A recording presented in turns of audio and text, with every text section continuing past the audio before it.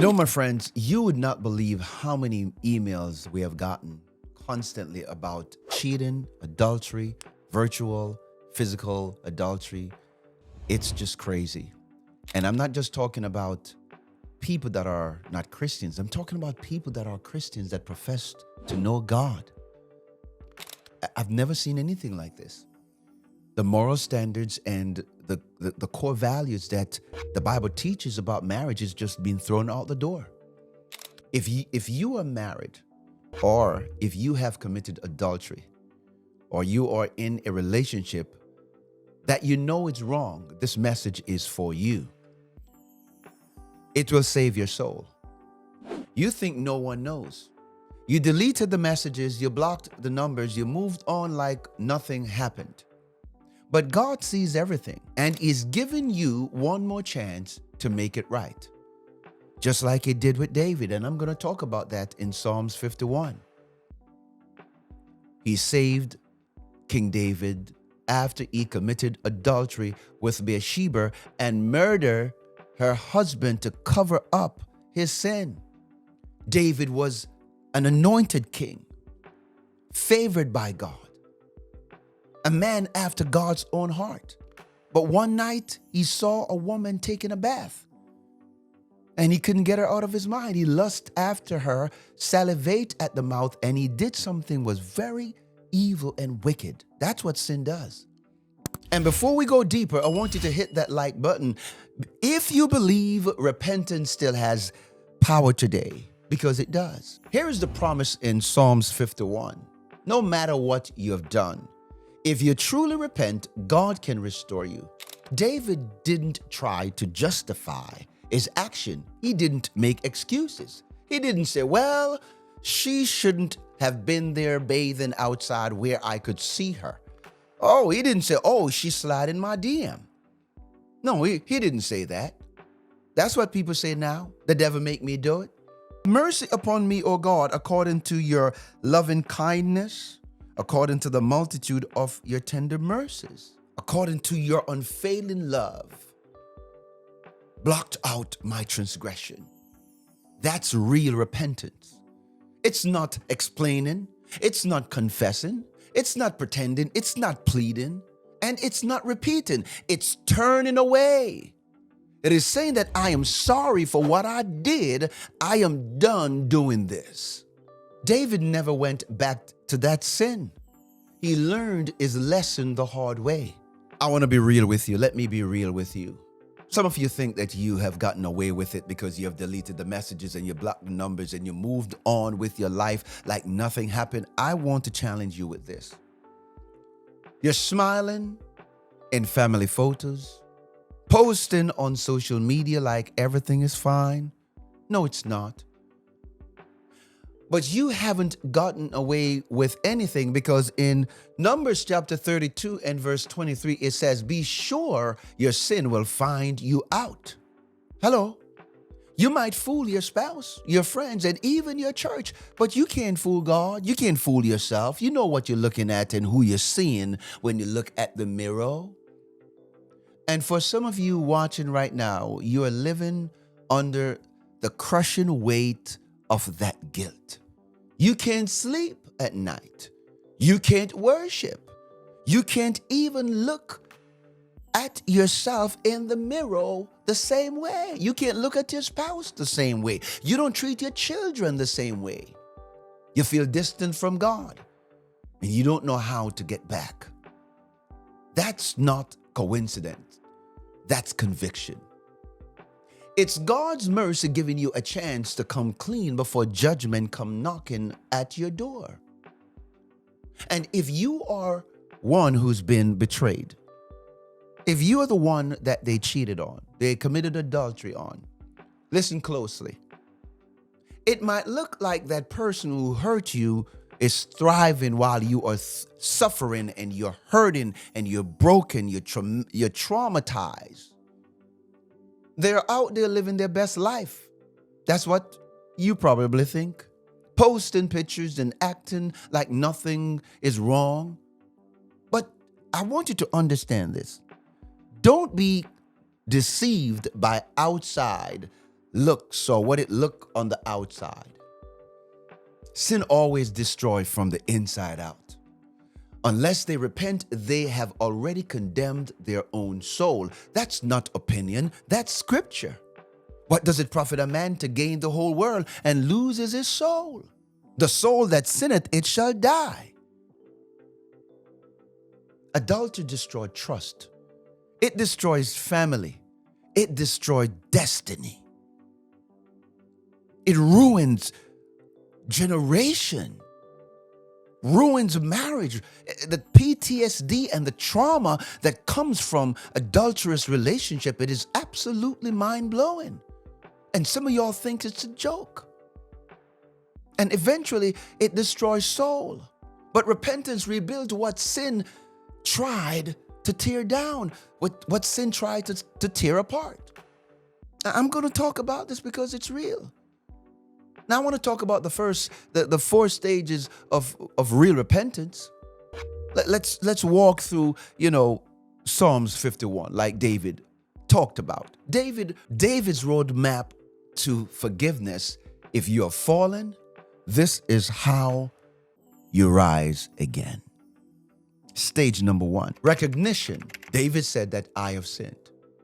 In Psalms 51 verse 3, it says, I acknowledge my transgression and my sin is ever before me. You can't repent from what you refuse to admit. Oh, you're trying to blame your spouse. They make you do this, they make you do that. Cut it out and take responsibility for who you are and what you have become. David didn't blame Bathsheba. He didn't blame his position or his stress. He didn't say, well, I'm only human. No, you don't have a human problem, my friend. You have a sin problem. That's the problem. Your sin. Nature is the problem. Stage number 2, remorse. My heart is broken before God. In verse 17, he said, a broken and a contrite heart, O God, you will not despise.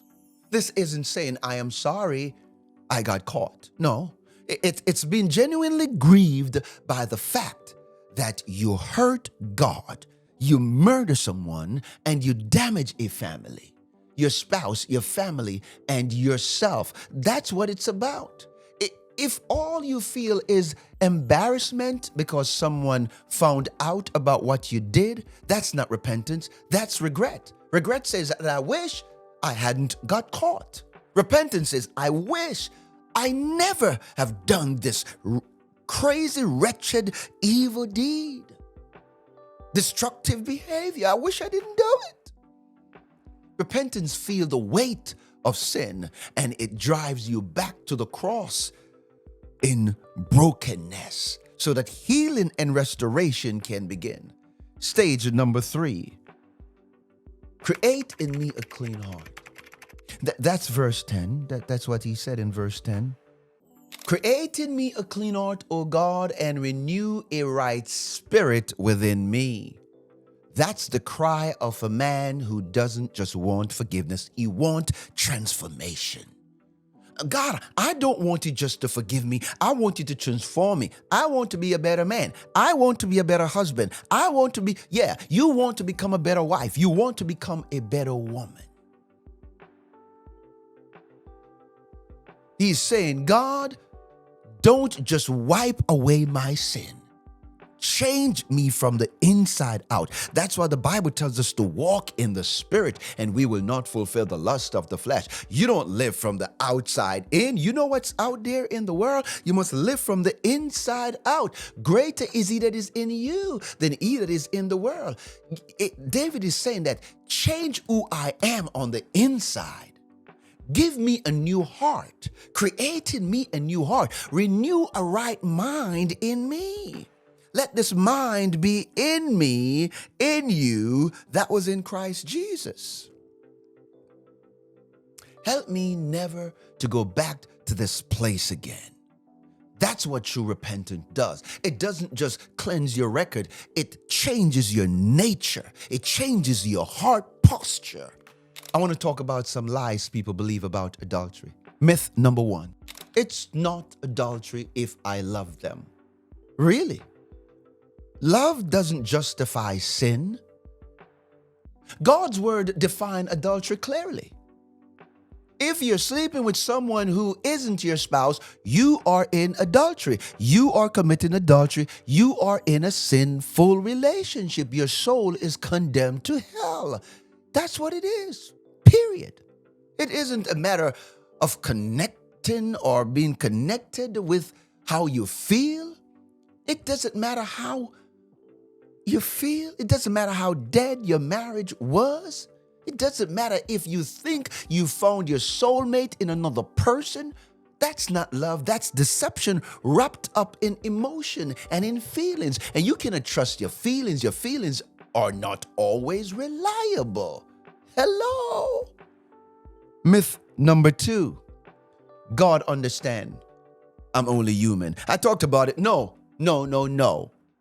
Human is not the problem. Being a human being is not the problem. It's your sin. It's your action. It's your behavior. It's your character. It's your moral standards and value that are in the tomb because you have none. That's the problem. Now, let's talk about a plan of action, because I cannot give you all that details and don't give you the step for real restoration. So step number 1, confess your sins to God. Don't sugarcoat it. Say it plainly. Tell God what you did, why you did it, and ask Him to forgive you. Just like He did David. He already knows. He's omnipresent. He's everywhere at the same time. When you were shacking up, committing adultery, having sex out of marriage, you are doing it in the presence of God. He already knows. But confession breaks the power of secrecy. Step number 2, you need to cut off the relationship completely. You need to flush that person's name and all their belongings down the toilet. And yes, I said it. Flush them out of your system. If you are in an adulterous relationship right now, end it. Stop. You are killing yourself. You're killing your soul. You're ruining your life. You are a home wrecker. You're damaging another family. Don't end it tomorrow. End it now. Not after you get closure. Now. Delete their number. Block the contact. Leave the house. And if you're living with someone who is not your spouse, move out today. Get out of there. It's dangerous. Step number 3, make things right. If you are married, go back to your spouse and confess. Yeah, I said it. Go back to your spouse and confess. You think keeping a secret is going to keep you safe? It's going to be worse when they find out about what you're doing. You can't build a future on lie. You can't. You can't build it on a lie. That's a deceptive behavior. That is a deceptive relationship. Yes, it might break their heart, but truth is the only path for healing. If you broke another family, that's a shame. If you're breaking another family apart, that's evil. Apologize, own your sin, and make peace if possible. God honors humility. Step number 4, rebuild accountability. David had Nathan. He had someone. You need someone too. You need a pastor, a mentor, a trusted believer who can walk you through this process. Ain't somebody that's going to sugarcoat it and make you still preach and make you still sing on the choir. Go sit yourself down and take doctrine.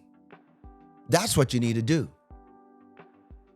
Step number 5, stay in repentance. Repentance isn't a one-time prayer. It's a lifestyle every day. Ask God to keep your heart clean and your eyes pure. You know, Psalms 51 verse 12 says, "Restore to me the joy of your salvation and uphold me with a willing spirit," with a free spirit. That's how you stay free. Forgiveness doesn't mean no consequences. That's not what it means. There is a warning sign, my friend, above your head. Take note. Remember this, David was forgiven, but the sword never left his house. That means that even forgiveness, oh yes, after forgiving, it brings painful consequences. You might lose trust. You might lose reputation. You might lose things that you won't get back. But God's mercy means that you don't lose your soul. What's more important? Matter of fact, your soul is more important than your marriage. It may sound harsh, but it's the truth. Hello? Forgiveness doesn't mean no pain. It means no eternal separation from God. So don't mistake God's patience for his approval. Don't do that. He's giving you time to repent, not permission to continue. And my friend, as I land this episode, if this message hit your heart, don't scroll away. Don't ignore this conviction. Get on your knees now, wherever you are, and pray. Psalms 51 verse 10. Create in me a clean heart, O God, and renew a right spirit within me. And when you do, God will meet you right there, right at your needs. Just like the woman that was caught in adultery, and the man should have been there too, but they didn't bring the man, they bring the woman. But Jesus said to her, go thy way and sin no more. I have forgiven you. I have not condemned you. He'll cleanse you, restore you, give you peace like you haven't felt in a long time. So here is what I want you to do. I want you to click that like button. I want you to share this video with someone that you know need this video. And I also want you to watch this other video that talks about the consequences of adultery. May God bless you. Thank you for watching, and I cannot wait to see you in the next one.